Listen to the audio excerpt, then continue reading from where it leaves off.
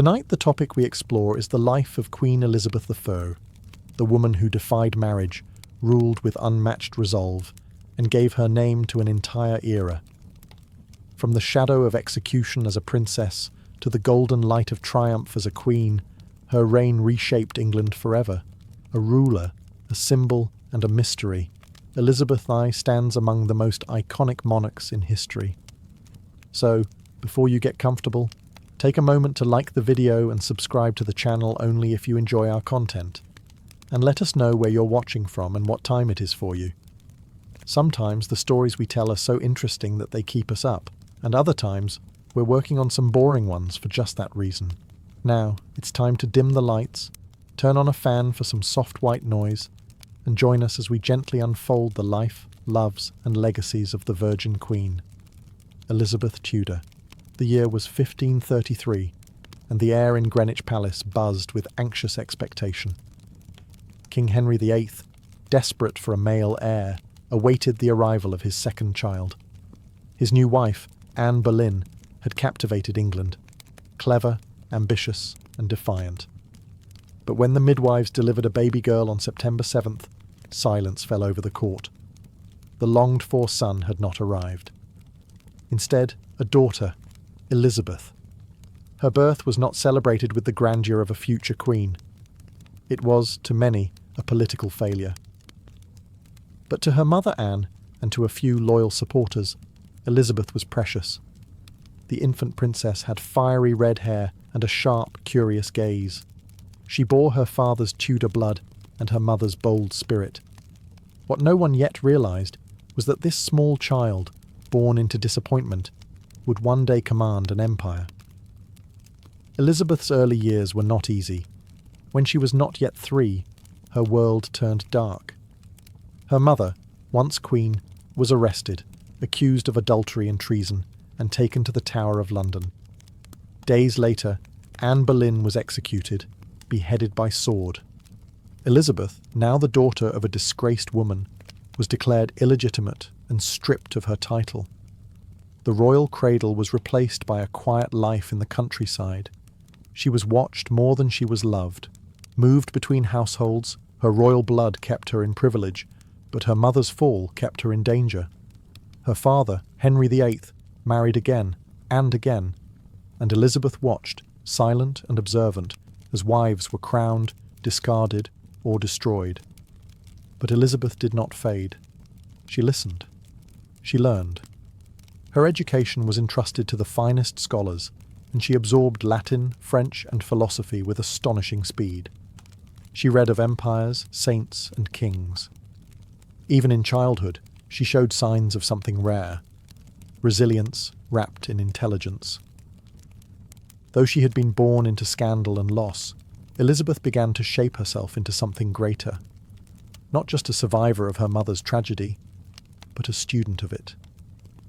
She understood what power could do, what love could cost, what silence could protect. And deep inside, the fire of her future reign quietly began to burn. As Elizabeth grew into a young girl, her world remained unpredictable, shaped by the whims of a volatile court and the ever-changing moods of a father she barely knew. But even in this world of danger, she learned to adapt, not by force, but by watching, listening, waiting. While others fought for position, Elizabeth became a master of stillness.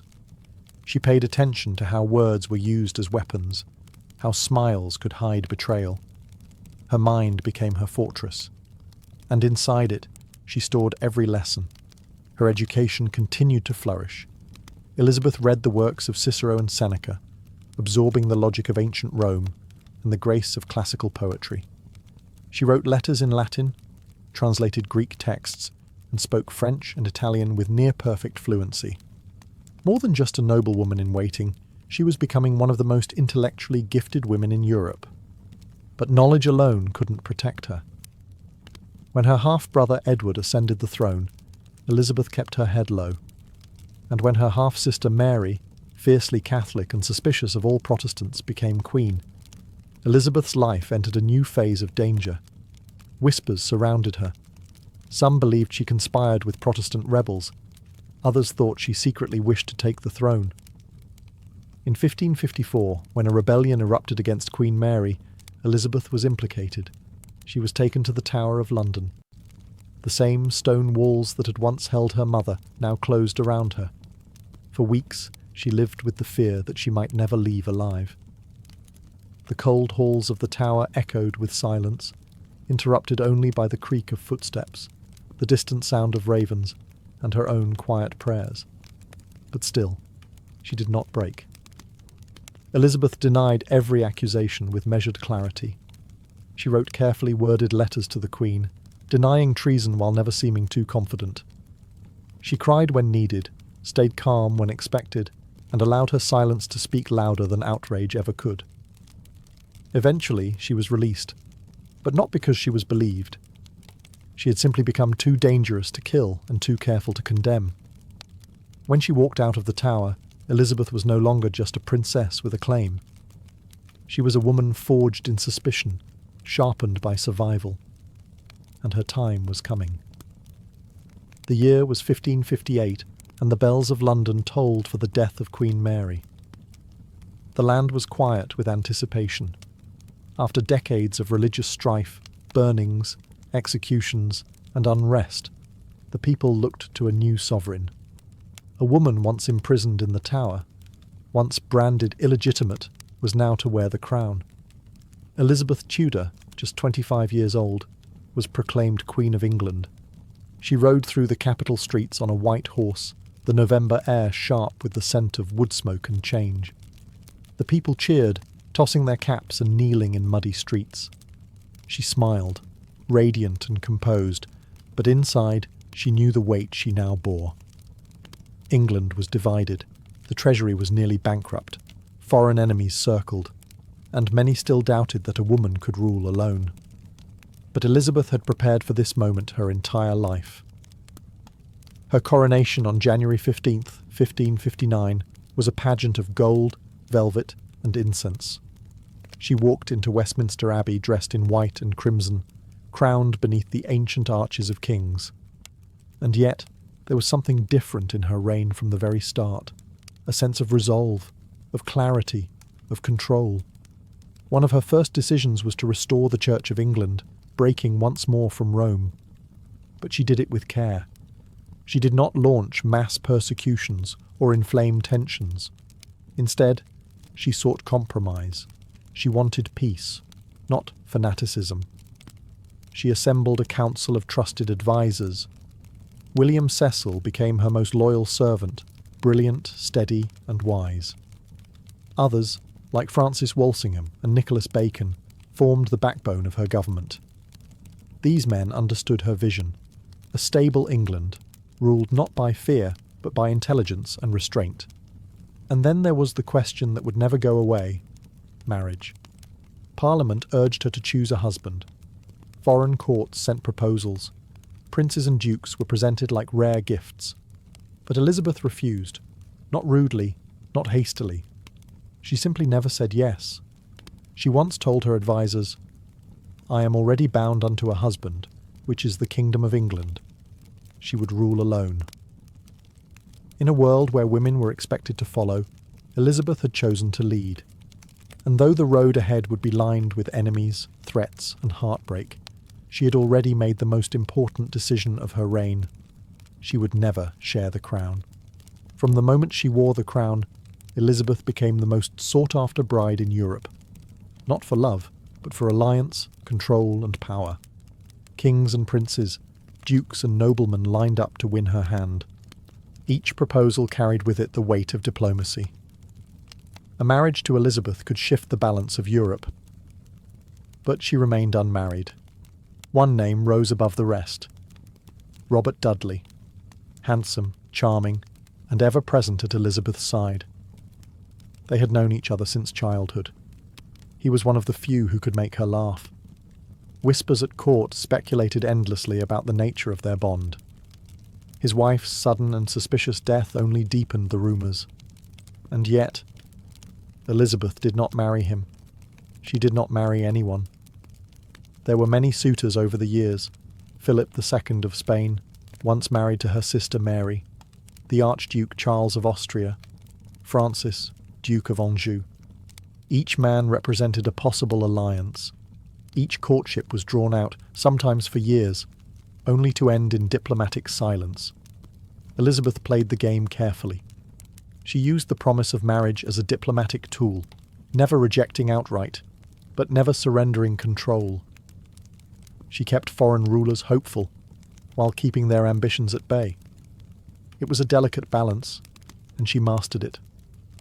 At home, her choice not to marry made her a curiosity, even a source of anxiety. A queen without a king, a woman ruling alone, and above all, a woman without an heir. Still, she crafted a new identity, the Virgin Queen. She transformed what others saw as a weakness into a symbol of divine purpose. Paintings began to depict her not just as a monarch, but as a myth, draped in pearls, bathed in light, untouched by earthly concerns. She belonged not to any man, but to England. In truth, the choice was both personal and political. Elizabeth had seen too clearly what marriage could cost, how it could weaken a queen, make her vulnerable, or worse, allow another to rule in her name. She valued her sovereignty too much. So she walked alone. And with every year, that decision echoed more powerfully. Elizabeth was not just England's ruler. She was its bride. As Elizabeth's reign deepened, her court blossomed into something extraordinary. More than a seat of governance, it became a stage, where wit, poetry, art, and ambition all danced beneath the Queen's gaze. It was a theatre of power, and Elizabeth was its leading lady. The court at Whitehall and Richmond glittered with silk and gold. Courtiers arrived dressed in the latest fashions, ruffled collars, jewelled sleeves, and velvet robes. Yet beneath the shimmer, a quiet competition brewed. Every look, every gesture, every carefully chosen word was a move in a larger game, to win the Queen's favour. Elizabeth encouraged it. She loved spectacle. Masks, dances, and elaborate entertainments filled the royal calendar. Poets like Edmund Spenser wrote verses in her honour. Painters immortalised her in portraits as mythic and ageless, with symbolic pearls, celestial globes, and serene expressions. These were not just flattery, they were propaganda, carefully crafted to reinforce her power. And then, of course, there was William Shakespeare. Though he never performed directly for Elizabeth in his early years, his work rose alongside the golden age she nurtured. His plays explored ambition, betrayal, love, and fate, themes she knew all too well. But court life was not all elegance and artistry. It was also dangerous. Beneath the surface, rivalries brewed, factions formed, spies listened. Elizabeth maintained control with remarkable finesse. She never married, yet she played favourites, raising men like Robert Dudley, Walter Raleigh, and the Earl of Essex to great heights, only to cast them down when they overreached. Still, she rewarded loyalty and brilliance. Her closest advisers remained constant, especially William Cecil, her backbone in policy and planning. With his help, she maintained a delicate balance, allowing just enough freedom to keep the court vibrant, but never enough to threaten her throne. Though the pressures of rule were immense, Elizabeth rarely showed weakness. Even as the years passed, she wore the mask of magnificence. Her makeup grew heavier, her hair more elaborate, but it was all part of the performance. She was creating an image, one that would outlast her. To her people, the court was a mirror of her rule, majestic, intelligent, and fiercely controlled. And at its centre stood a queen who understood better than anyone that power wasn't just taken, it was performed.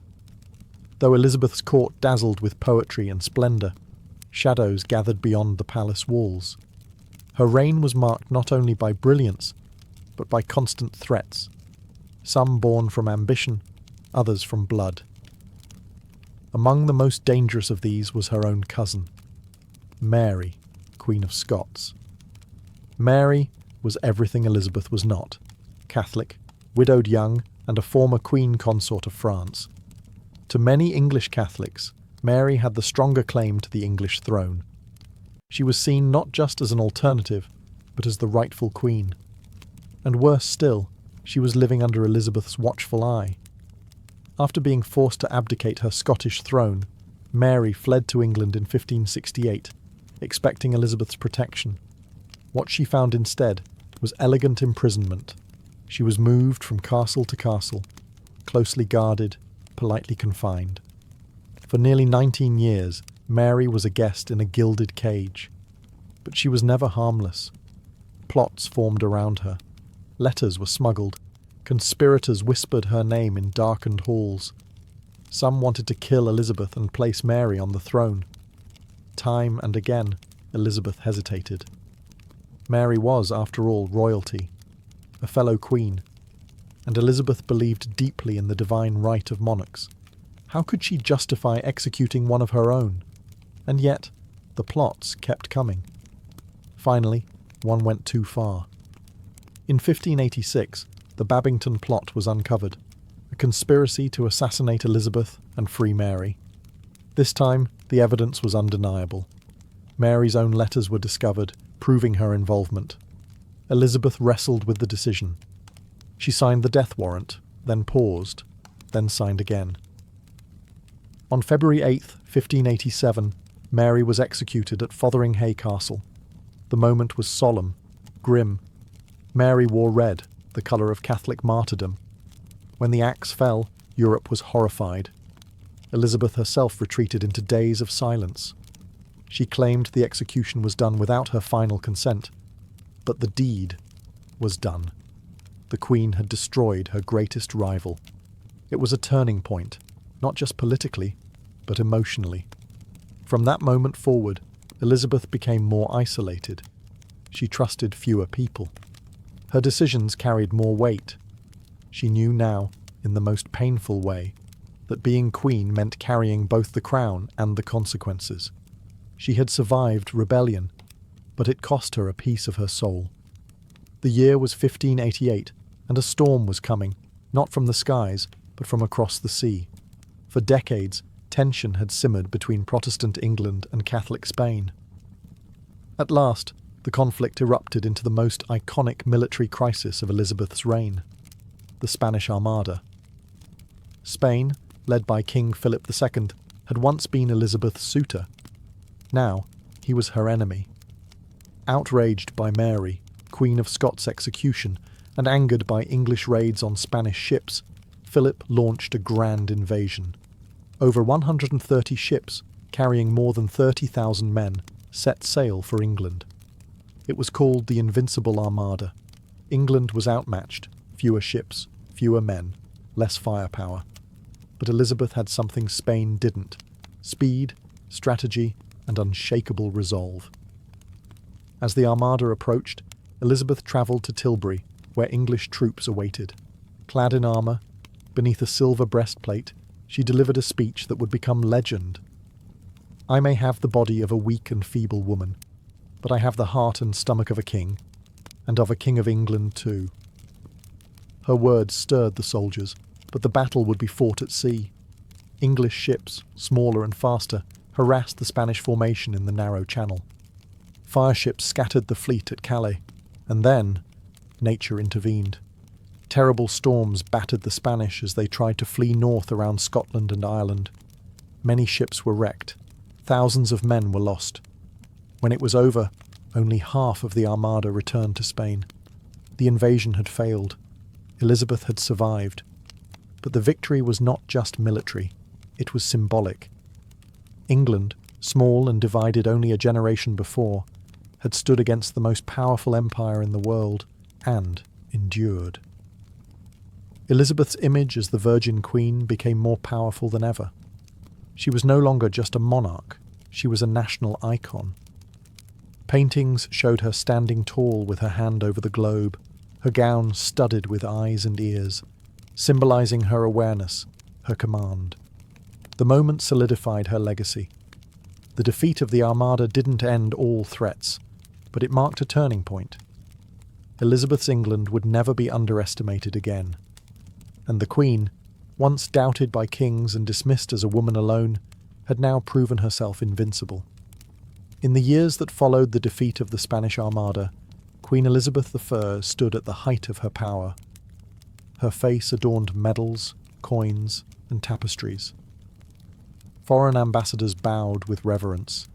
Her people praised her as Gloriana, the shining jewel of England. But time, like the tide, could not be held back.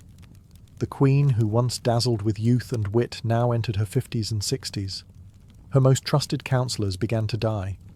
William Cecil, her wise and faithful adviser for 4 decades, passed away.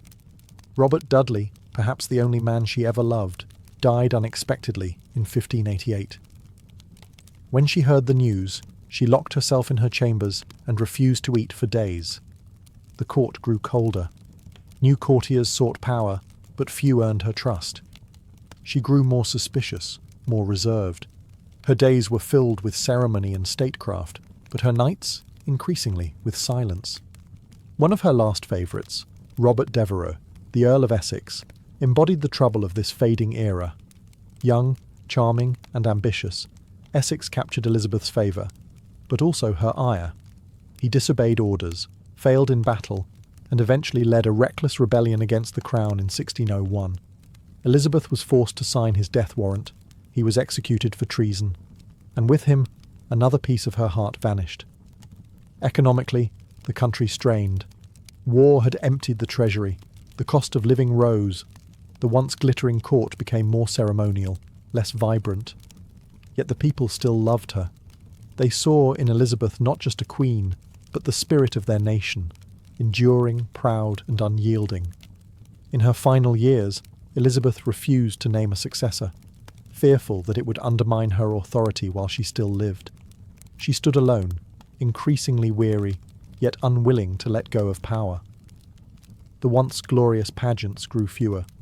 The dances slowed. The sparkle dimmed, but the crown remained firmly on her head. She wore white lead makeup to mask the aging face beneath.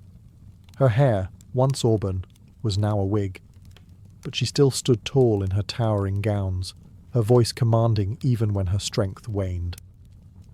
In her twilight, she clung to one thing above all else, her image, because she knew, long before others did, that her legend would outlive her.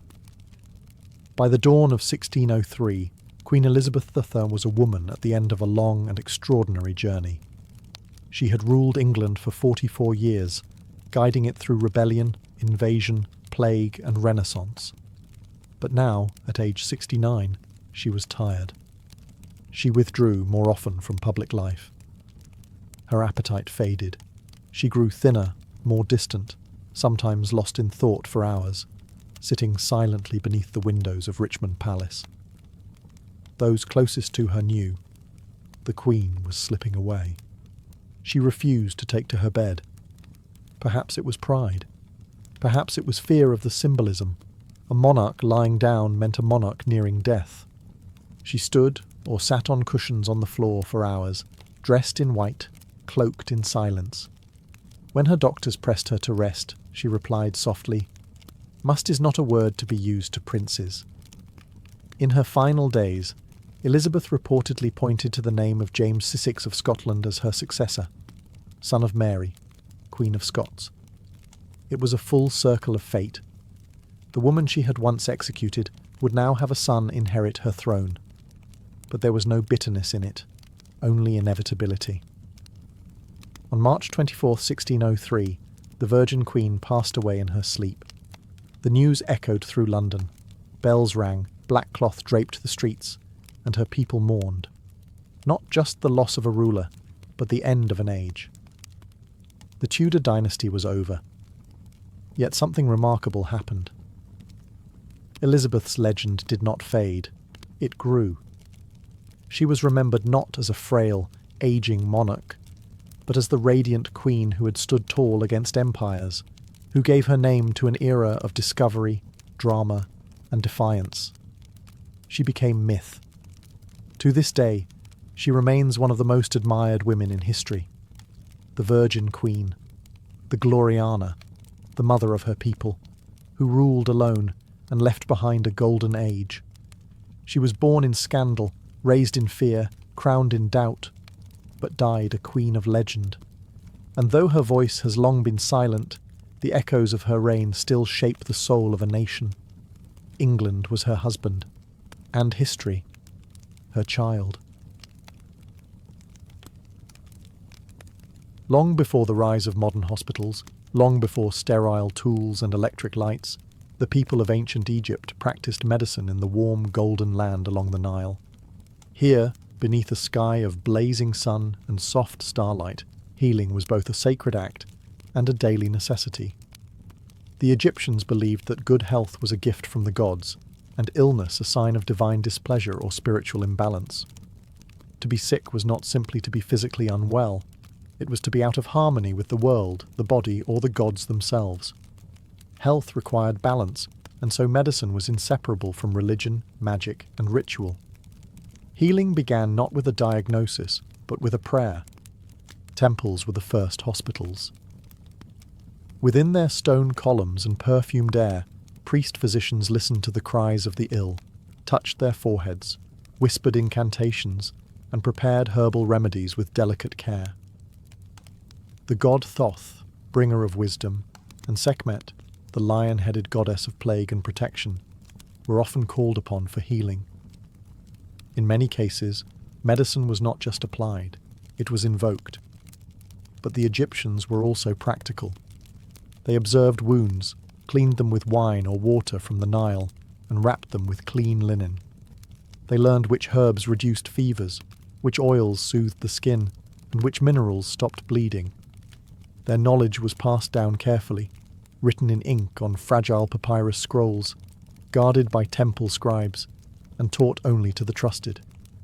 They knew that certain diseases came with patterns, that childbirth required skill and cleanliness, that infection could be deadly, and that healing took both hands and words. To live in ancient Egypt was to live with death always close. Crocodiles in the river, sandstorms in the desert, and disease in every corner. But it was also to live with beauty, rhythm, and care. People bathed daily. They used ointments to soften their skin, chewed herbs to freshen their breath, and honoured their bodies as sacred vessels.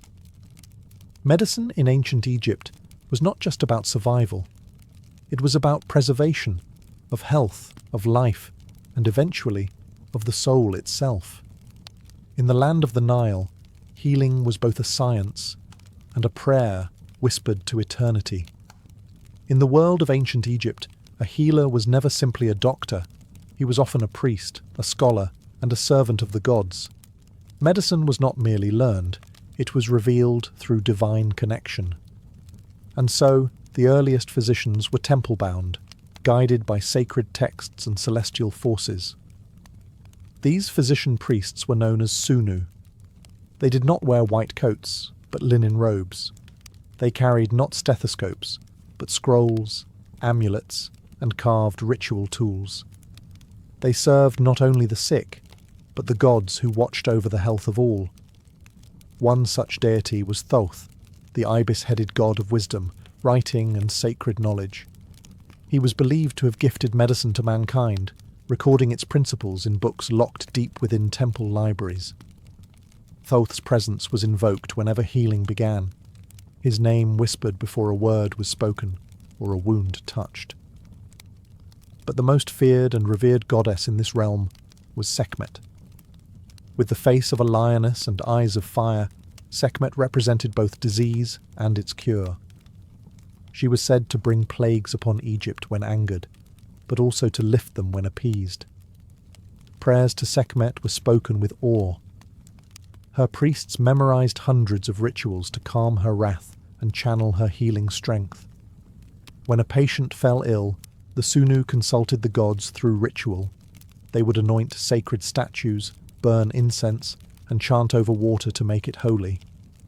Sometimes, healing began with a dream. Patients slept inside temples, hoping the gods would reveal the cure while they rested in divine silence. Yet alongside the gods stood men like Imhotep, a real physician, architect and sage who lived over 4,000 years ago and was later worshipped as the god of medicine. Shrines were built in his name, and his wisdom was thought to protect against sickness, even centuries after his death. This was the heart of Egyptian medicine, divine and practical, ancient and eternal. To treat the body, one had to honour the spirit. Healing required not just skill, but reverence. Every remedy was a ritual, every illness a message from the heavens. And the physician-priest stood between two worlds, part healer, part messenger, forever listening to the breath of the gods. Deep within the storerooms of ancient temples, where the air was dry and the scent of incense lingered, scrolls were kept like treasure. Among them was one of the greatest artifacts of healing ever written, the Ebers Papyrus. Discovered in the 19th century but penned over 3,500 years ago, this massive scroll stretched over 65 feet long. Written in careful hieratic script, it contained more than 700 remedies, spells, and surgical techniques. It was not just a medical manual.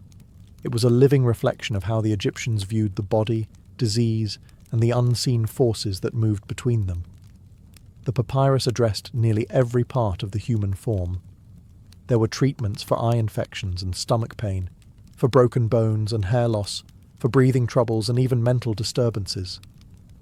Some cures were purely herbal: cloves, honey, onions, and resins ground into pastes or steeped in wine. Others required chants or ritual gestures, calling on divine names to activate their power. One passage offered advice on treating asthma: a mixture of herbs heated on stones, with the patient instructed to inhale the rising vapours. Another described the symptoms of diabetes-like conditions, frequent urination and thirst, revealing an understanding of chronic illness far ahead of its time. And yet, mixed among these observations were rituals, instructions to draw protective symbols on the skin, to recite words over amulets, or to bury certain materials beneath the moonlight. The Egyptians did not separate science from the sacred. To them, knowledge came from the gods, and healing required both the hand and the spirit. The Ebers Papyrus also spoke of the mitu, a concept believed to be channels or vessels that carried air, blood, and other life forces throughout the body. Though not fully aligned with modern anatomy, it hinted at a deep curiosity about internal systems. The Egyptians may not have had microscopes, but they observed, they recorded, and they remembered. This ancient scroll was likely studied in temple schools, passed between physician-priests, and consulted in times of illness or divine uncertainty. To touch its linen surface was to hold 1,000 years of accumulated wisdom, and within its fragile folds, the heartbeat of ancient Egyptian medicine still gently echoes. Though steeped in divine ritual and sacred chants, ancient Egyptian medicine was also remarkably hands-on. When wounds opened or bones snapped, when infection spread or childbirth grew perilous, there were no prayers that could replace the steady hand of a healer. Egyptian physicians understood the urgency of the body in crisis. They treated injuries with surprising precision, guided not only by the gods but by experience, observation, and ingenuity. Their tools, made of bronze or obsidian, were simple but effective: knives, hooks, clamps, and needles, often cleaned with wine or fire to purify them before use. When a patient suffered a cut or gash, the physician would cleanse it with honey, a natural antiseptic, rich in enzymes that killed bacteria. Then came linen bandages, carefully wrapped to protect the wound and promote healing. These were not the coarse strips used for mummies, but soft, bleached cloth, sometimes infused with herbs or oils to soothe the skin. For broken bones, splints were carved from wood or reeds and tied securely with strips of fabric. Dislocated joints were massaged back into place with oils. Swelling was reduced using cool compresses made from crushed lotus root or ground minerals. Even burns were treated, with mixtures of milk, honey, and clay to draw out heat and prevent infection. Surgeons understood the body's structure through animal dissection and battlefield necessity. Though internal surgery was rare, abscesses could be drained, boils lanced, and infected tissue removed. They even practiced a form of cauterization, using heat to stop bleeding or close wounds, sometimes with incantations spoken alongside, as if to seal the injury on both physical and spiritual levels. There was no anesthesia in the modern sense, but sedatives existed. Mandrake root, poppy extract, and fermented drinks could dull pain and ease the body into a dreamlike stillness. And through all of it, there was a sense of calm. The healer worked slowly, methodically. Each motion had meaning. Each patient was a soul in need of restoration, not just a body to be mended. In these moments, amid blood and bandages, the sacred met the practical. And through steady hands and ancient herbs, Egypt's sunlit temples gave birth to some of the world's first true surgeons. To walk into an ancient Egyptian healing chamber was to enter a space where the seen and the unseen coexisted. While herbs and salves were prepared by hand, just as vital were the words spoken, spells, incantations, and sacred names whispered into the air like medicine for the spirit. Illness was not always blamed on natural causes. Often it was believed that evil spirits, malevolent gods, or the restless dead had invaded the body. Cures had to be physical and spiritual. That meant using magic, not as superstition, but as a legitimate branch of medicine. A healer might begin by chanting over the patient, invoking protective deities like Isis, the nurturing mother goddess, or Bez, the dwarf god who warded off nightmares and disease. The rhythm of the chant was important. It had to flow like the Nile, smooth and uninterrupted.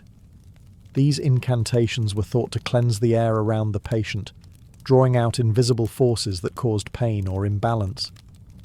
In addition to words, amulets were essential tools of protection. Worn around the neck, tied to the wrist, or hidden beneath wrappings, these charms were shaped with sacred intention. A scarab symbolized renewal and rebirth. The Eye of Horus protected against harm and ensured healing. An ankh, the looped cross, offered vitality and long life. Each amulet was often made of specific materials, gold, lapis lazuli, carnelian, believed to hold magical vibrations. They were blessed in temple rituals before being given to the sick. Some cures called for complex magical procedures. A spell might require the writing of a sacred name on a piece of papyrus, which would then be burned, buried, or swallowed with water. Other rituals involved drawing protective circles on the floor or painting symbols on the patient's skin to block evil forces from returning. Even medicines themselves were sometimes accompanied by spells. A poultice for a snakebite might be applied with the spoken words, "Come out, poison. May Ra strike your heart." This union of word and substance, of spirit and science, formed the true heart of Egyptian healing. For them, the body could not be healed unless the soul was soothed.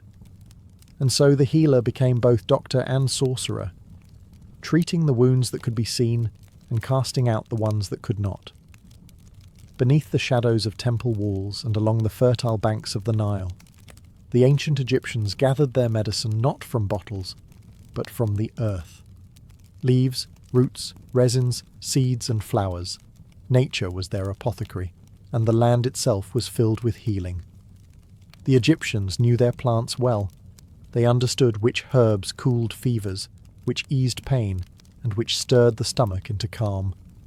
Their remedies were not guessed. They were learned, passed from healer to apprentice, etched into papyri, and refined over generations. To soothe burns, they used aloe vera, its thick gel applied directly to damaged skin.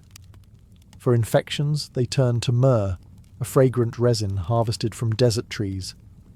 Myrrh was antibacterial, soothing, and sacred, burned in temples, rubbed into wounds, and mixed with wine for sore throats. Pain was relieved using willow bark, which contained salicin, an early version of aspirin. The bark was chewed or brewed into tea, its bitter taste masking the power within.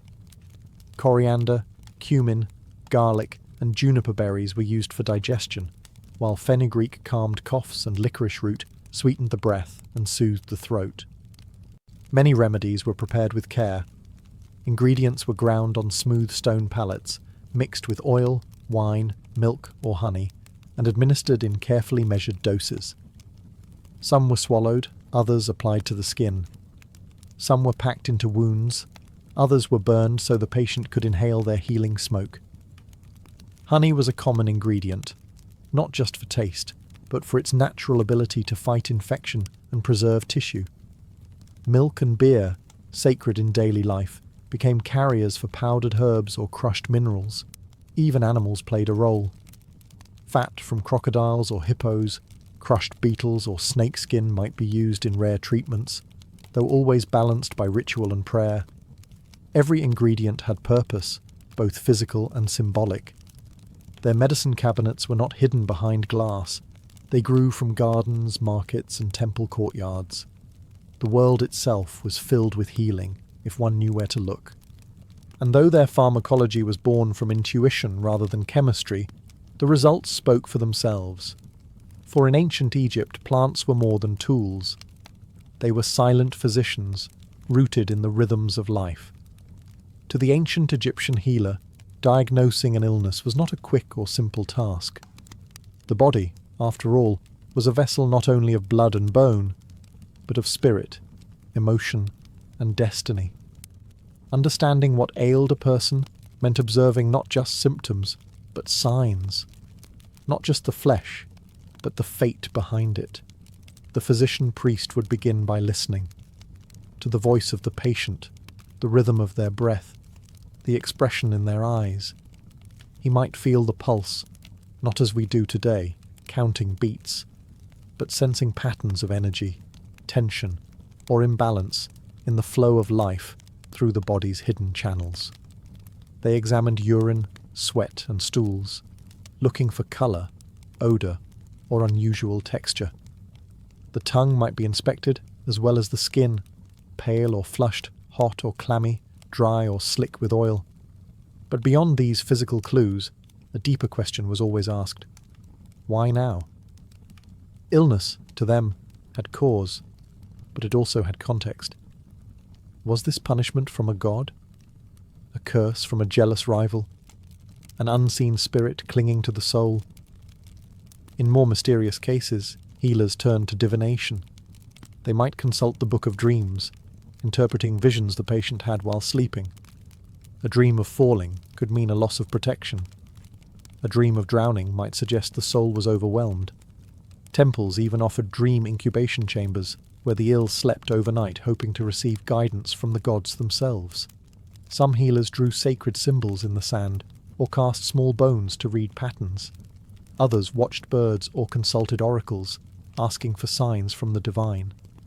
A diagnosis could come from the stars, from the flight of a hawk, or from the quiet hiss of wind through papyrus reeds. For those suffering mental distress, visions, confusion, or deep sorrow, the diagnosis might be spiritual possession. The cure? A blend of herbs, soothing words, and powerful incantations to banish the intruder from the mind. In Egypt, to diagnose was not only to name a disease, but to understand its story.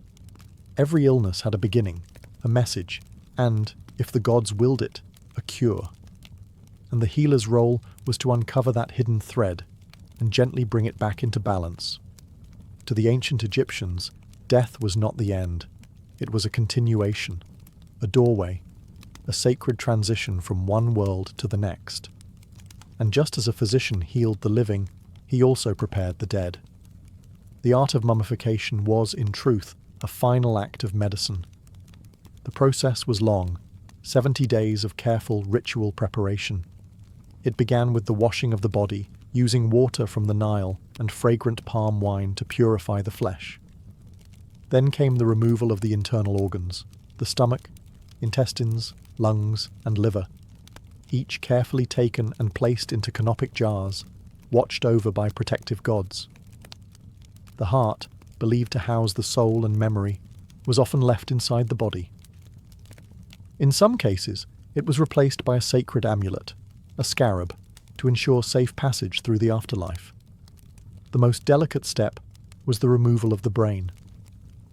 A long, hooked tool was inserted through the nose, breaking the thin bone behind the eyes. The brain was drawn out in fragments, not considered vital for the afterlife. Once emptied, the body was packed with natron salt, a powerful drying agent. For 40 days, it rested in stillness as moisture left the flesh. Then came the wrapping, a process both medicinal and mystical. Hundreds of yards of linen were layered around the limbs, fingers, and torso, often inscribed with protective spells and sealed with resin.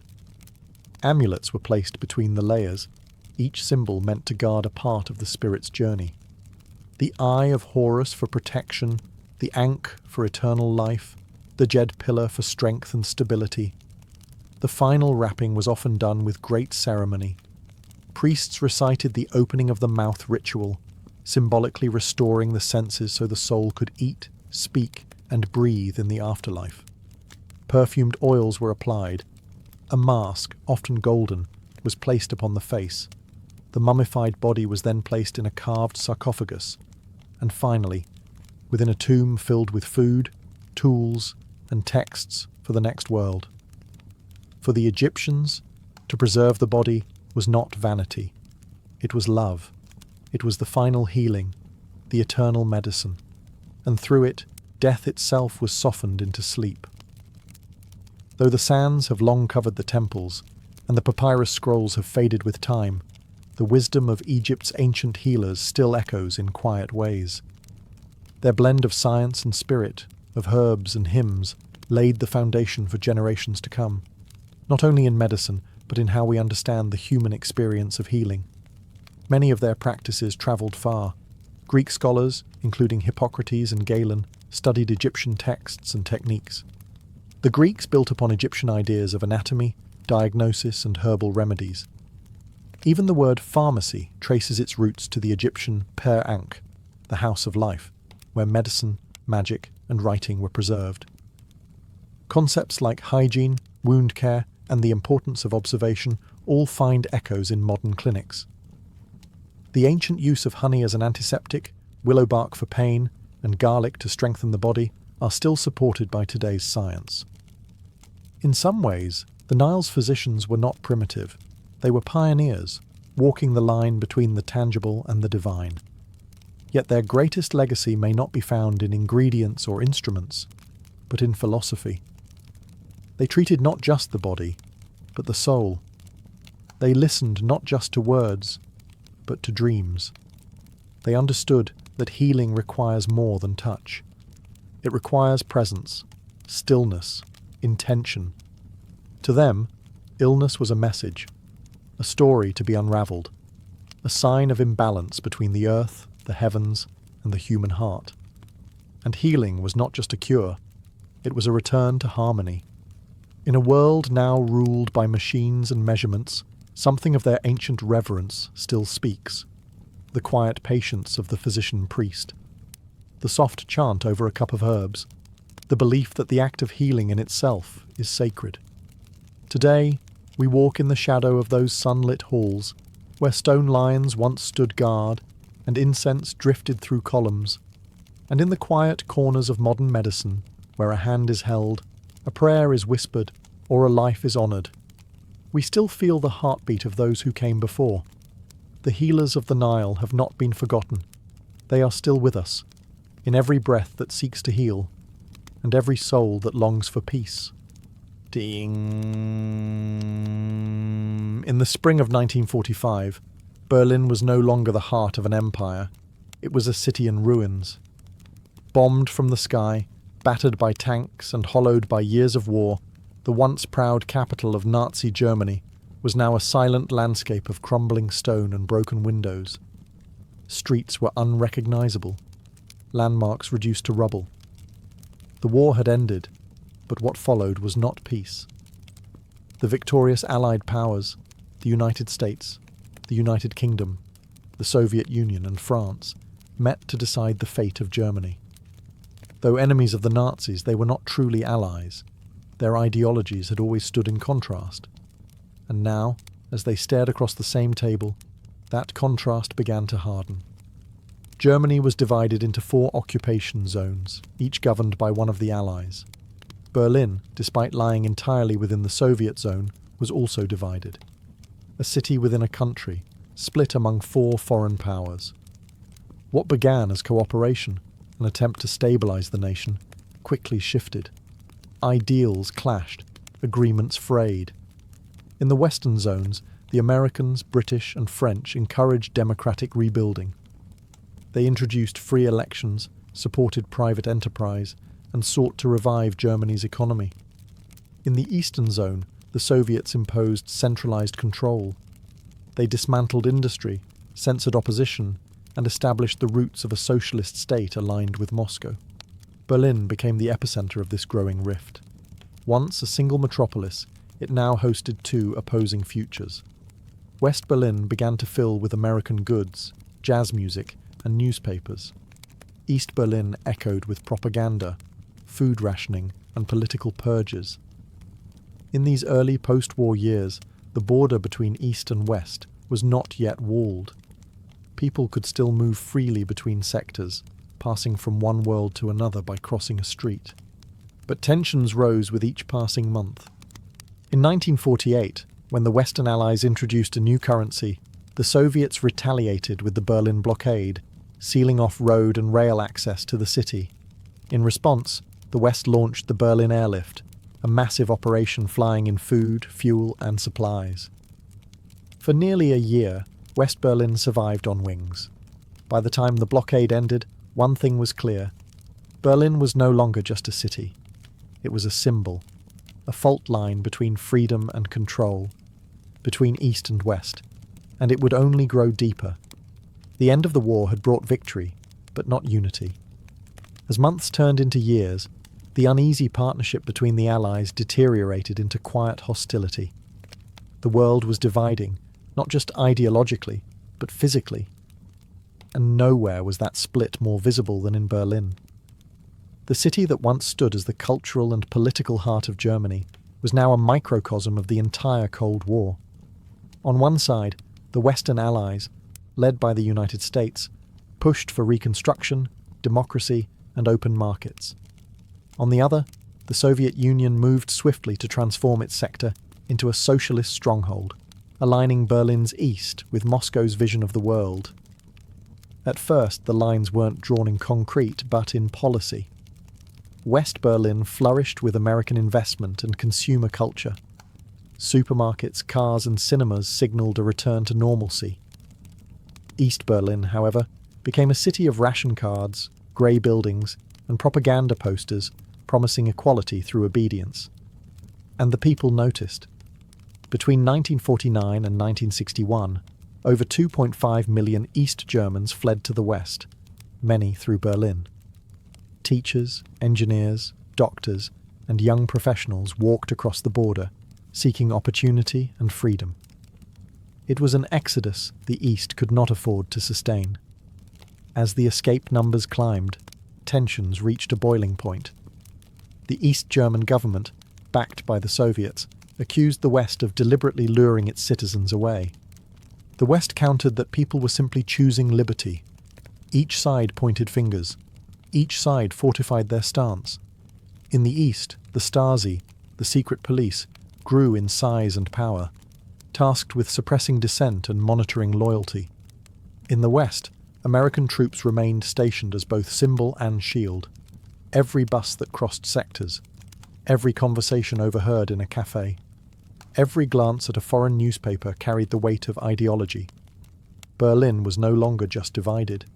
It was tense, fragile, and bracing for something more permanent. A wall didn't exist yet, but the idea of it had already taken root. The Iron Curtain was closing, brick by silent brick, and Berlin stood directly in its shadow. Soon that shadow would take form, and what had been imagined would become real. It happened without warning. In the still hours of the night on August 13, 1961, East Berliners awoke to find their world changed.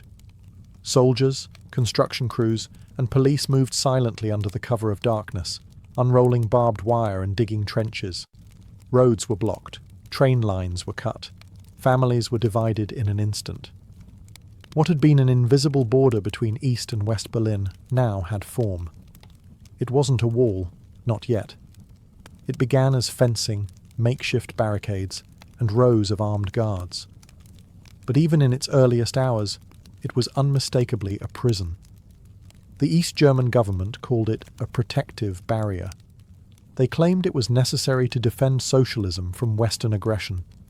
In truth, it was built to stop the flow of people, to trap them within a regime that was hemorrhaging its citizens. Chaos followed. People raced to windows overlooking West Berlin, shouting to relatives they could no longer reach. Some tried to escape immediately, leaping from apartment buildings that bordered the dividing line, jumping into nets held by West Berlin firefighters. Others were pulled back by East German guards. A few were shot. Some fell to their deaths. Within days, concrete began replacing wire. Taller, stronger walls were poured and hardened. Streets that once flowed freely were now sealed by slabs of stone and guarded towers. Checkpoint Charlie, one of the few sanctioned crossings, became a tense standoff point, where American and Soviet tanks would one day face each other, muzzle to muzzle. The wall grew quickly, 96 miles of separation, encircling West Berlin like a noose. Watchtowers, searchlights, tripwires, and anti-vehicle trenches turned the border into a militarized zone. Anyone caught attempting to cross could be arrested, shot, or disappear entirely. It was more than a structure. It was a message. The message that freedom would now come at a cost. That movement, choice and reunion were no longer rights, but risks. For the people of Berlin, the wall was not just a border. It was a wound, raw, sudden, and unhealed. And though built overnight, its shadow would stretch across decades. After August 1961, Berlin was no longer one city. It was two lives, unfolding side by side, divided not only by concrete, but by ideology, fear, and silence. In West Berlin, surrounded entirely by East German territory, life moved forward, free but encircled. The city became a showcase of Western democracy.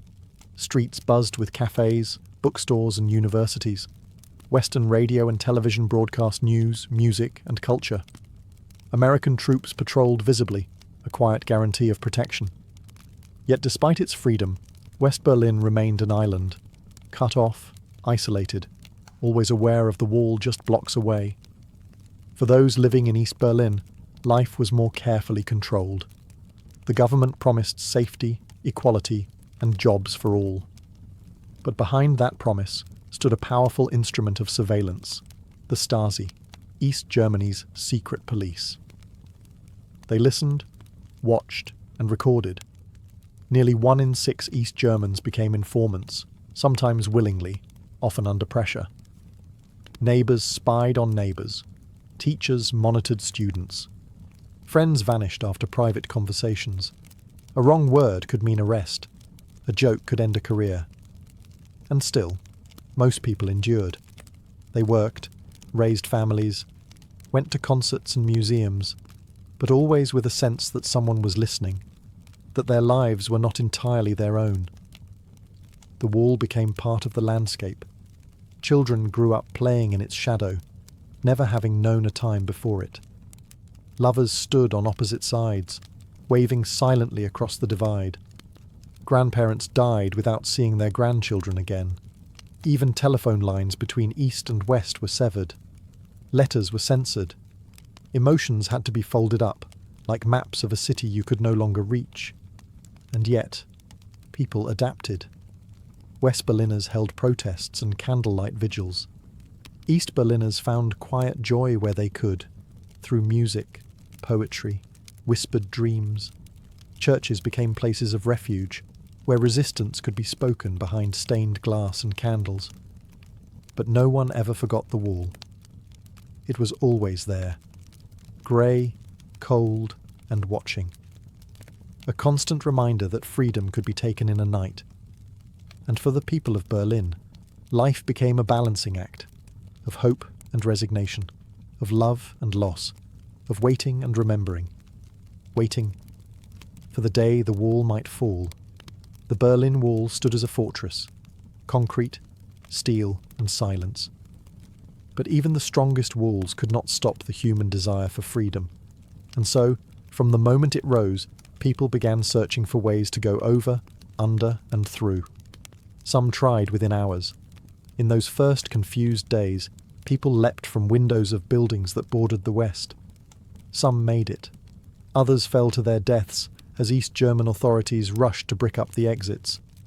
Over time, the escapes became more desperate and more daring.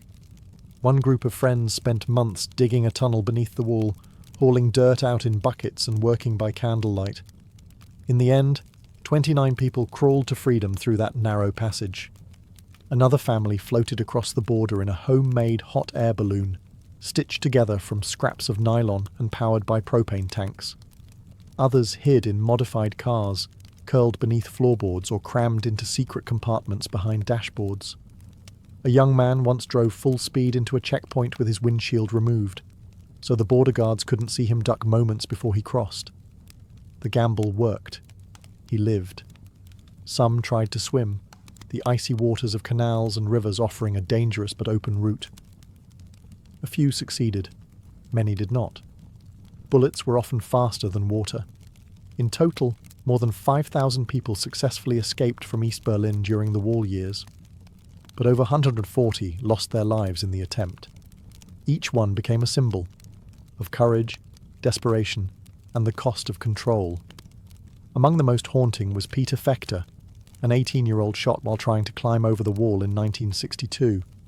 He fell back into the death strip, crying out for help as soldiers stood watching. No one came. He bled to death in view of the world.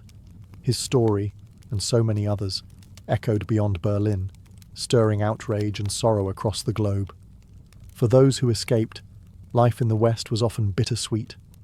Freedom came with guilt, grief, and the knowledge that loved ones remained behind. But each successful crossing struck a quiet blow against the wall's power, because every escape was more than a journey. It was a reminder that no wall, no matter how high or guarded, could stop the will to be free. Not everyone could escape. For many in East Berlin, crossing the wall was never an option. Family, risk, or circumstance held them in place. But staying didn't mean surrendering. In the quiet corners of everyday life, resistance took root, not with weapons, but with words, whispers, and willpower. Writers and poets smuggled their work westward, publishing banned manuscripts under pen names. Their voices, too dangerous to speak aloud in the East, were carried over the airwaves by Western radio. Even the act of listening became an act of rebellion, tuning into radio-free Europe, volume turned low, curtains drawn shut. Churches became sanctuaries, not just of worship, but of truth. While the state watched schools and workplaces, the Lutheran Church offered space for discussion, dissent, and hope. In candlelit halls, people gathered to talk about peace, reform, and the possibility of change. The regime tolerated the church only reluctantly, and its leaders became guardians of the last slivers of free thought. Artists turned blank walls into symbols. Painters created surreal, dreamlike pieces laced with meaning. Musicians recorded underground cassettes filled with lyrics that criticized the regime in metaphor. Even graffiti, dangerous and illegal, became a voice in the dark. Students passed notes in code. Families told jokes behind closed doors. Children grew up learning to speak in two ways, one for school, one for home. The Stasi watched it all. Their network was vast. Informants in universities, apartment buildings, theatres. A careless comment could result in interrogation or worse. Yet still, people resisted. Not loudly, not always visibly, but persistently. In West Berlin, solidarity movements rallied and amplified those voices. Activists sent books, letters, and support across the divide. Western musicians held concerts at the wall, their music spilling over the concrete. David Bowie, in 1987, sang Heroes, just meters from East Berlin, his voice heard by thousands on both sides. Some resistance was dramatic, others quiet and slow burning. But each act, no matter how small, was a refusal to forget that freedom existed just beyond reach. The wall could divide a city, but it could not fully crush the human spirit. In silence, in song, in secret smiles, resistance endured. And beneath the surface of control, something was shifting.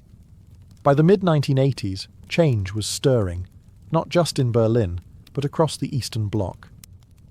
The Soviet Union, long the architect of East Germany's policies, was beginning to shift. Under Mikhail Gorbachev, reforms known as glasnost, openness, and perestroika, restructuring, began to ripple through the rigid steel of communist control. But East Germany's leadership resisted. Hardline and paranoid, they rejected reform, insisting that socialism would continue untouched. Yet the people knew otherwise. The outside world was no longer out of reach. Western television beamed images of prosperity. Radio waves carried voices of change. Travellers returned with stories of life beyond the wall. Then something unexpected happened. In Hungary, a fellow Eastern Bloc nation, border fences began to come down. In May 1989, Hungary opened its border with Austria, creating a quiet escape route to the west. Thousands of East Germans poured into Hungary, then crossed into Austria and freedom. This wave of defiance sparked a chain reaction. Peaceful protests spread through East Germany. In Leipzig, citizens gathered in churches and public squares, holding candles and chanting "Wir sind das Volk," "We are the people." Their message was clear. The government no longer spoke for them. Week after week, the protests grew. In Dresden, Berlin, and other cities, tens of thousands marched, peacefully but with conviction. For a state built on surveillance and silence, the noise of the people became deafening. International pressure mounted. Cameras captured the marches, the tension, the courage. Even East German security forces began to hesitate. The world was watching, and bloodshed would not go unnoticed. Behind closed doors, East German officials scrambled to respond. In their desperation to calm the protests, they made a mistake. A single sentence at a press conference, delivered without clarity, suggesting that travel restrictions would be eased, effective immediately. The meaning was misunderstood. The people heard one thing: the border is open. That single crack, spoken in confusion, was enough. Crowds began to form at the checkpoints demanding passage. The guards, stunned and uncertain, reached for phones that no one answered, and on that fragile, quiet confusion, a wall that had stood for 28 years began to tremble. It was the night of November 9th, 1989, cool, quiet, and unremarkable at first. But by evening, something extraordinary began to unfold. Following the now infamous press conference blunder, where an East German official stated that citizens could cross the border immediately, thousands of East Berliners gathered at the wall.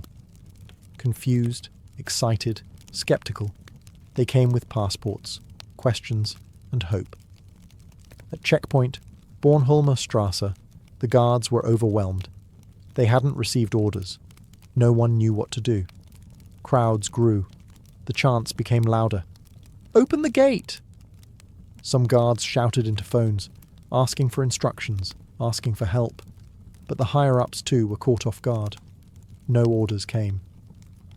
And then, at 10:45 p.m, a miracle born of hesitation happened. A single border guard, faced with thousands of unrelenting citizens and no clear direction, made a choice. He opened the gate. Within moments, people surged forward, laughing, crying, embracing strangers. East Berliners poured into the west, where crowds were already waiting with champagne, flowers, and tears. The divide of decades was now a flood of joy. As midnight approached, Berliners climbed the wall itself. They stood atop the concrete monster that had haunted them for 28 years, arms raised to the sky. Some chipped away at it with hammers and chisels, turning the wall into dust and souvenirs. Others simply sat in silence, unable to speak through the emotion. There was no violence, no sirens, no bullets, only freedom. The world watched in awe. News anchors struggled to hold back tears. Politicians scrambled to understand what was happening. But for the people of Berlin, there was nothing to debate. The wall had fallen, not by decree, not by policy, but by the will of those who refused to live divided. That night, the city sang. Streets once patrolled by soldiers rang with music, clinking glasses, and the murmur of reunions. Siblings met after decades. Old lovers embraced. Strangers kissed through wire fences now pulled apart. The wall had tried to silence them. But on that night, it became the loudest silence in history, broken not by bombs, but by joy. And in those early morning hours, Berlin was whole again, not yet officially, but undeniably. The wall had fallen. But the path to healing was just beginning. In the weeks that followed November 9th, 1989, Berlin transformed. Borders stayed open. Guard towers were abandoned. Bulldozers moved in. Pieces of the wall were chiselled away, kept as souvenirs, sold in markets, sent around the world. Each fragment, a symbol of something bigger, a victory of unity over division. On October 3rd, 1990, less than a year later, East and West Germany were officially reunified. The flags changed. The maps were redrawn. Berlin was no longer an island, no longer a front line. It was once again the capital of a single sovereign nation. But reunification was not instant harmony. East and West had grown apart, not just in wealth and infrastructure, but in memory. East Germans, or Ossis, had lived under surveillance and restriction. West Germans, or Wessis, had lived in freedom, but often misunderstood what life behind the wall had cost. The physical barrier had been removed, but emotional ones took longer. Still, Berlin moved forward. The Brandenburg Gate, once trapped in the death strip between two worlds, became a symbol of celebration. Unity Day became a national holiday. Streets were renamed. Statues came down. And still standing pieces of the wall were left as memorials, not to glorify the past, but to remember it. Today, Berlin is a city reborn. Its walls are now covered in art. Its once divided train lines now run uninterrupted. Where soldiers once stood with rifles, children now play, and where silence once lingered, music flows. But the memory endures. Museums and markers remind visitors where the wall once stood. Small brass plaques on sidewalks name those who died trying to cross. And every year, Berliners light candles on the anniversary of the wall's fall, not in celebration alone, but in reflection. Because the story of the Berlin Wall is not just about division, it's about resilience, about the quiet courage of those who stayed, the daring of those who fled, the voices that refused to be silenced. And in a world that still builds walls, Berlin remains a whisper, a reminder that even the tallest structures can crumble when people choose to stand together. The wall is gone, but the lessons remain. Wall. Before the violin took its shape, the world was already filled with stringed voices, soft, trembling notes that danced through temples, courts, and villages. The idea of drawing sound from string was ancient, older than memory itself. And for centuries, humanity experimented with ways to make wood, gut, and bow create something that resembled song. The earliest known bowed instruments came not from Europe, but from Central Asia and the Middle East. The rebab, with its round belly and haunting tone, spread through Islamic culture and into North Africa and Spain. In Byzantine lands, the lyra echoed in palaces and town squares. In medieval Europe, the fiddle and the viol took root. Flat-backed, fretted instruments often played in ensembles or to accompany dance. These early instruments shared a spirit, if not a shape. They used a bow to stroke the strings, creating sustained tones that mimicked the human voice. But they lacked something, a certain clarity, projection, and flexibility. The music of the Renaissance was growing richer, more expressive. Composers longed for instruments that could match their expanding vision. And so, the search for a more refined sound began. By the 15th and early 16th centuries, a new design began to emerge. It wasn't the product of one man or one moment, but a gradual evolution, shaped by trial, error, and intuition. Luthiers, string instrument makers, experimented with curved tops, arched backs, and F-shaped sound holes, searching for balance between resonance and control. The idea of 4 strings, tuned in fifths, took hold. A smaller body, easier to handle and more agile in voice, became preferred. And most importantly, the instrument was designed not to sit on the lap or be cradled like a viol, but to rest on the shoulder, held close, like a companion. This was not just a technical change, it was emotional. It made the player part of the instrument and the instrument part of the player. And though it had no official name at first, this new form, this slender, curved, expressive creature, was the birth of what we would come to call the violin. Delicate, powerful, and timeless. In the heart of northern Italy, nestled beside the slow-moving waters of the Po River, lies the quiet city of Cremona. In the 16th century, this was not a city of armies or kings. It was a city of artisans. The streets echoed not with cannons, but with chisels tapping wood, with hands smoothing varnish, with music drifting softly from behind shutters. It was here, in Cremona's workshops, that the violin found its true home. No one can say exactly why Cremona became the cradle of violin making. Perhaps it was the humidity in the air, ideal for curing tonewood. Perhaps it was the abundance of alpine spruce and Balkan maple, the perfect marriage of softness and strength. Or perhaps it was the people, humble craftsmen with careful hands and keen ears, who gave the violin its soul. Among them was Andrea Amati, born around 1505, a luthier whose vision would shape music for centuries. In his small workshop, Amati began to refine the form of this young instrument. He carved its body with elegant symmetry, gave it 4 strings tuned in perfect fifths, and added F-shaped sound holes that allowed the wood to breathe and sing. He didn't invent the violin out of nothing, but he gave it consistency, beauty, and balance. His instruments were commissioned by nobility, including the French court. The violin, once a curiosity, was now a work of art, adorned with delicate decorations and royal crests, capable of both courtly grace and peasant joy. The city itself became a musical forge. Amati's sons and grandsons carried on the tradition, refining his designs and teaching others. New names emerged: Guarneri, Stradivari, each adding their voice to the evolving language of sound. Cremona's violin makers didn't work from plans. There were no blueprints, no machines. Each instrument was born from the eye, the ear, and the hand, measured by feel, shaped by instinct, finished with care. The sound was tested not with tools, but by playing. And so, in the shaded rooms of this quiet Italian town, the violin was born.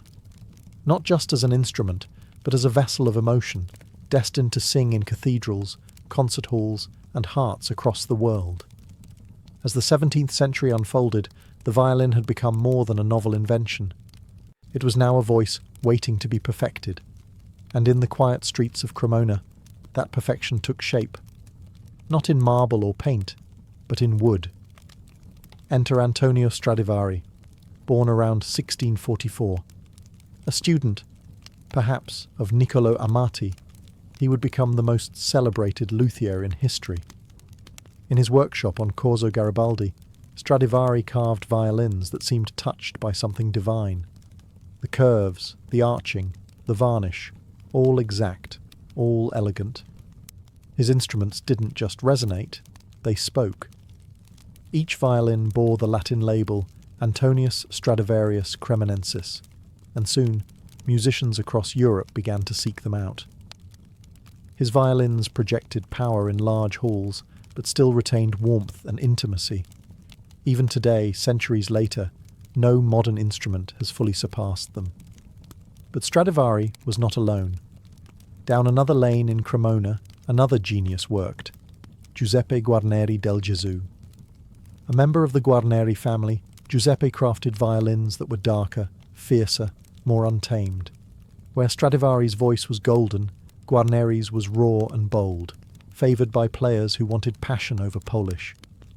Each violin bore unique traits, subtle asymmetries, signature scrolls, mysterious varnishes, and yet all shared one thing: a soul. These weren't factory-made instruments. They were sculpted individually, with human breath and human error, and somehow that made them more alive. The world began to notice. The violin moved from courtly circles into the spotlight. Performers demanded instruments that could sing, weep, dazzle, and only Cremona's finest would do. Centuries later, these masterpieces would be treasured beyond imagination. A single Stradivarius could sell for millions. Museums displayed them under glass. Historians analysed their wood with microscopes, trying to unlock their secret. But in the end, their magic couldn't be measured. It was not just in the varnish or the grain. It was in the hands that made them, and in the hands that would one day play them. The violins of Stradivari and Guarneri were not instruments. They were voices, preserved in maple and spruce, meant to outlive their makers, to whisper beauty long after silence. In its earliest days, the violin was a guest in the great halls of nobility. It played softly in the background, dancing alongside lutes and harpsichords, offering sweetness to royal feasts and courtly gatherings. But in time, the violin would leave its modest seat and step boldly into the spotlight, not as accompaniment, but as a voice of its own. As Europe entered the Baroque period, music began to shift. Composers no longer wrote only for kings. They wrote for feeling, for grandeur, for drama. The violin, agile and expressive, was perfectly suited for this transformation. It could soar like a bird, whisper like a secret, or cry like a human soul. One of the first to realize its power was Arcangelo Corelli. In Rome, he composed violin sonatas and concerti grossi that showed the instrument's elegance and versatility. His music was lyrical, graceful, and precise.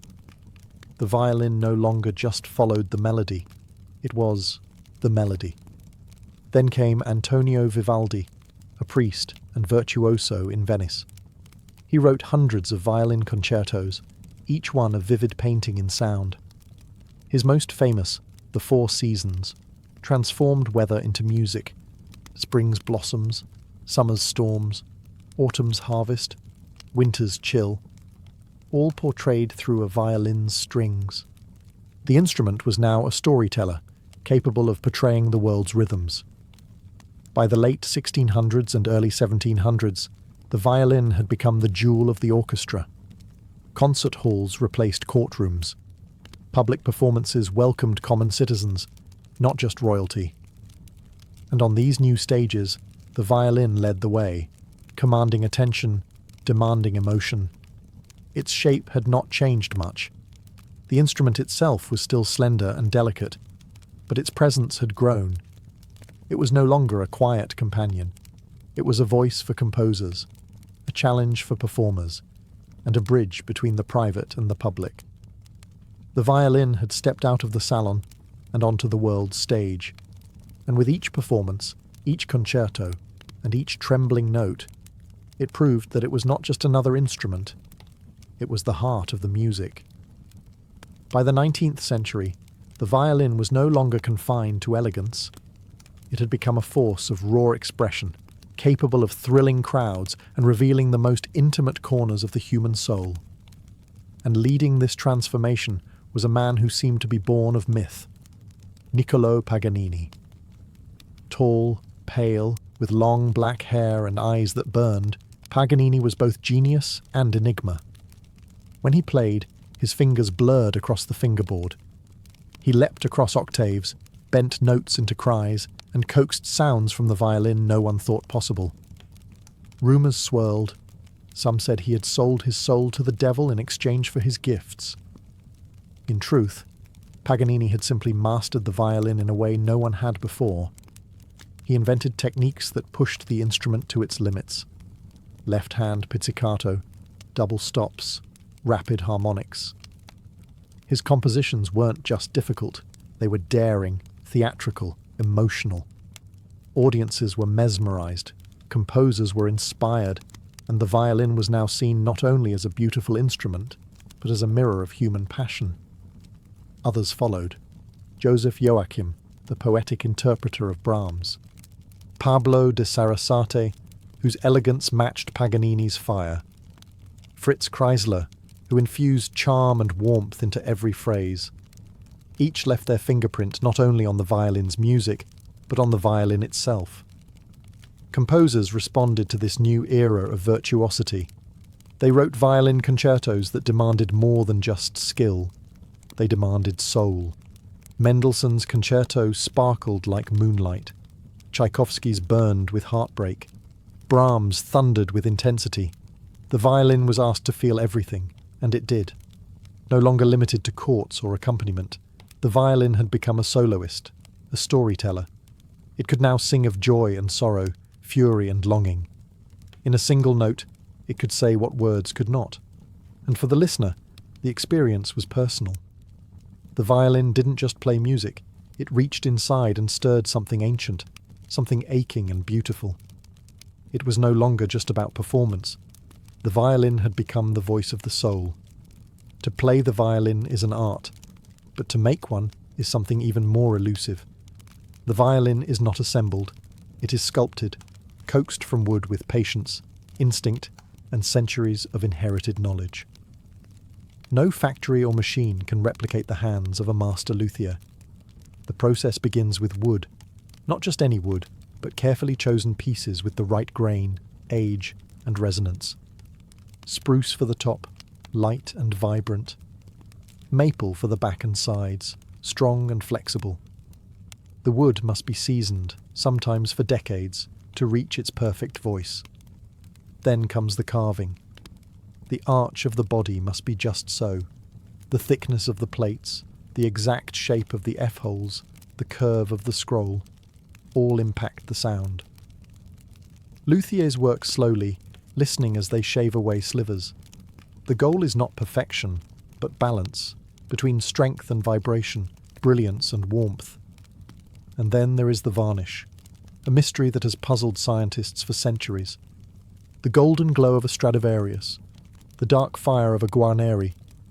Each was finished with secret blends of oils, resins, and pigments. Was the magic in the ingredients, or in the hands that applied them? Modern researchers have X-rayed, CT scanned, and chemically analysed the great violins of the past. They've measured frequencies, modelled acoustics, even recreated 3D printed copies. And yet, no one has fully unlocked the secret. Because the secret may not be in the material, but in the relationship. A great violin is more than its parts. It is the product of hours spent listening, adjusting, feeling. The luthier taps the wood, bends the grain, senses its potential.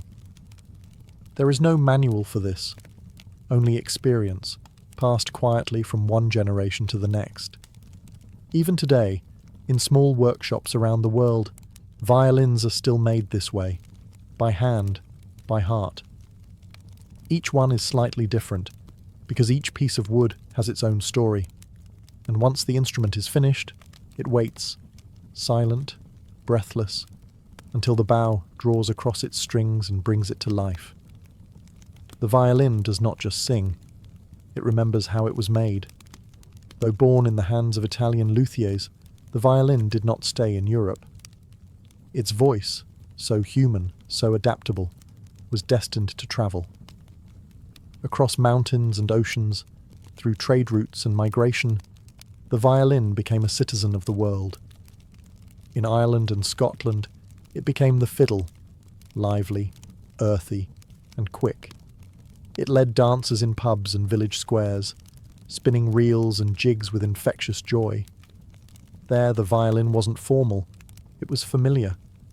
Passed from hand to hand, often learned by ear, it became a part of everyday life. In India, the violin was embraced into the world of Carnatic music. Held differently, resting against the ankle while seated, the instrument was reimagined. Its voice began to echo ancient ragas, imitating the sliding, singing tones of the human voice in devotional music. It did not replace traditional instruments. It adapted, and in doing so, became sacred. In the Middle East, the violin took on the microtonal scales of Arabic and Persian music, often replacing the rebab and Comanche. In the hands of skilled players, it could weep and wail with intensity, capturing the sorrow and beauty of centuries-old melodies. In the Americas, it joined settlers and slaves, weaving into new musical forms. In the Appalachians, it shaped bluegrass and old-time music, while in Mexico, it danced in mariachi bands beneath wide-brimmed hats and desert stars. And in jazz, the violin found freedom. From Stephen Grappelli's smoky Parisian improvisations to the raw power of Stuff Smith, the instrument once confined to courts now swung, improvised, and roared. Each culture tuned the violin to its own soul. Each gave it a new accent, a new purpose, a new place in the story. And yet, the instrument remained the same. 4 strings, a curved body, a wooden bridge, and something else. Something timeless. No matter the genre, the country, or the tradition, the violin kept one foot in history and the other in emotion. It could sound like a whisper or a wildfire. And perhaps that's its true power. The violin does not belong to any one place. It belongs wherever there is feeling. When the orchestra assembles, all eyes turn to the front, the place where the violins sit. Row upon row, their polished wood gleaming beneath the lights. Their bows rise in unison, ready to breathe life into the silence. In this world of sound, the violin wears the crown. It is the largest section in the orchestra, divided into firsts and seconds, each with a distinct voice. The first violins often carry the melody, soaring above the ensemble, agile and bright. The second violins, equally vital, weave harmonies and support, creating the rich tapestry of sound. At the head of it all sits the concertmaster, the lead violinist, and second only to the conductor. They cue the ensemble, tune the orchestra, and sometimes even take center stage as a soloist. Their role is not just musical, but symbolic, a bridge between leadership and collaboration. Composers have long known the power of this instrument.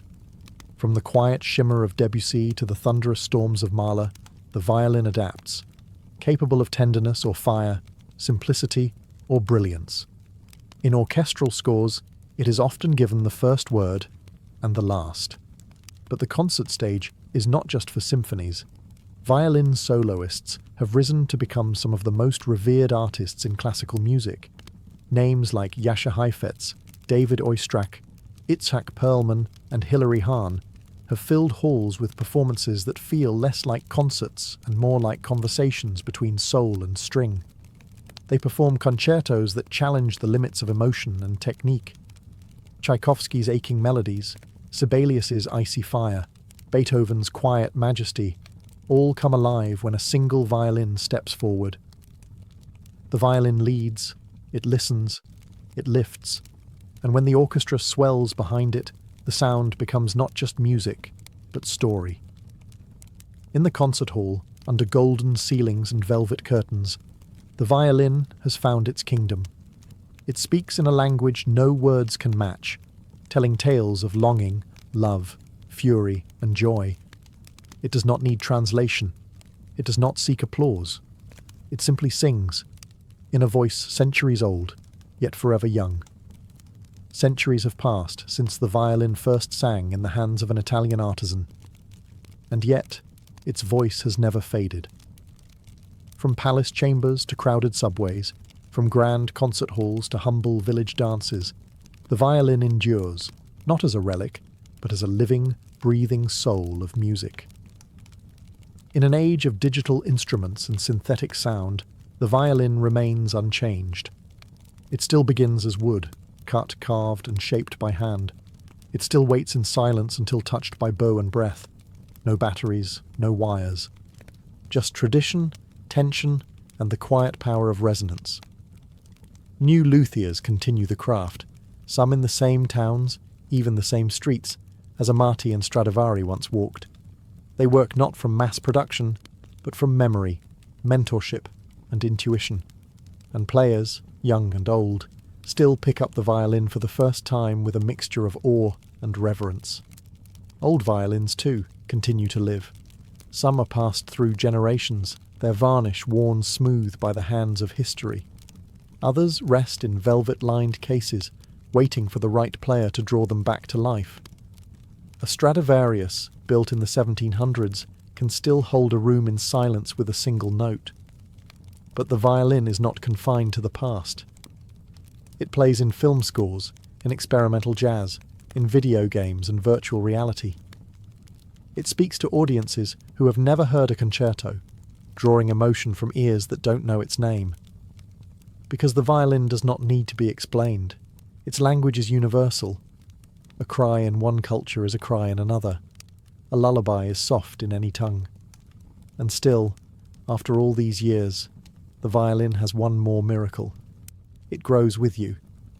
A child's scratchy first notes become, in time, the song of their life. For the listener too, it changes. What once felt bright might now feel nostalgic. What once was joyful might now bring tears. It evolves, not in shape, but in meaning. Because the violin is not just an instrument. It is a companion to emotion, a vessel for memory, a voice that never forgets. And as long as there is silence in the world, the violin will be there, ready to sing again.